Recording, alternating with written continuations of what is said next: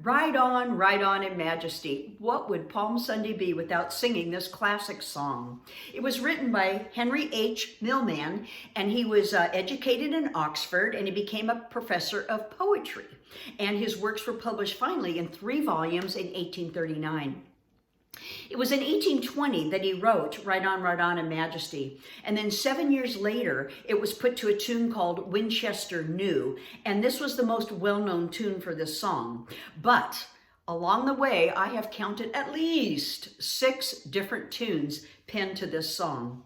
Well, let's talk about tunes for a minute, and the one that's in our ELW, because that's an entirely different one, of course, and there is an excellent reason. The reason is, 100 years ago, after this song was published, a guy named Graham George was conducting choir rehearsals a week before Palm Sunday at his church.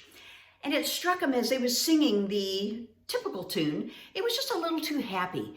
And he kind of wished that the tune reminded him more of Palm Sunday, more of a majestic, somber feel, as we're relating that story of going into Jerusalem toward death. Well, the next morning at breakfast, totally unbidden, the first 2 lines of a new tune came into his head. He put down his breakfast, went into the den, and just quickly finished writing the song.